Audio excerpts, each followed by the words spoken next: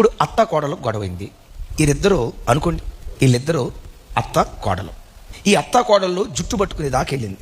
సరిగ్గా అప్పుడు భర్త వచ్చాడు. నేను భర్తను అనుకోండి ఒక మాట, జుట్లు పట్టుకున్నారు. వెంటనే భర్త వచ్చి భార్య దగ్గరికి వెళ్ళి, బుద్ధి లేదానా, తల్లి మీద చేయేస్తా, బుద్ధి లేదానా అని దెబ్బ కొట్టాడు అనుకోండి. సహజంగా ఇప్పుడు ఆడవాళ్ళు ఏం చేస్తారు చెప్పండి? ఈయన ఎప్పుడు వాళ్ళ అమ్మ పాటే పాడతాడు.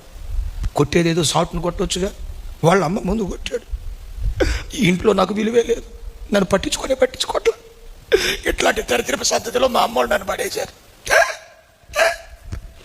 పో, నీకు ఇడాకులు ఇస్తాను అని కొంతమంది అంటారు. అదే అర్థం చేసుకునే భార్య, అండర్స్టాండింగ్ మైండ్ ఉన్న భార్య ఏం చేస్తుందో తెలుసా? నిజమే, మేమిద్దరం చేసింది తప్పే. అలాగని తల్లిని కొట్టాడు అనుకో, తల్లి ఏమంటది? రే, కన్న తల్లి మీదే చెయ్యెత్తేవరా, ఏమిరా నీవేం కొడుకురా, ఇక భార్య కొంగు పట్టుకొని తిరుగుతున్నావు కదరా అని తల్లి ఎక్కడంటదోనని. రైట్, వాళ్ళ అమ్మ మీద చేయటం సబబు కాదు. అర్థం చేసుకునే భార్య ఏమంటదో తెలుసా? ఎస్, నా మీద చేయటం సబబు అని అంటది. అండర్స్టాండింగ్ మైండ్ కలిగింది. ఒకవేళ అమ్మో భార్య ఒంటి మీద చేస్తే ఏమన్నా అంటదేమో, ఏమన్నా అనుకుంటుందేమోనని భార్య దగ్గరికి వచ్చామా, నీకు బుద్ధి లేదా ఏంటమ్మా? మన ఇంటికి వచ్చిన ఆడపిల్లని ఎట్లా చూసుకోవాలి, ఎట్లా చూడాలి చెప్పు? చూడు, కూతురులాగా చూడాలి కదా.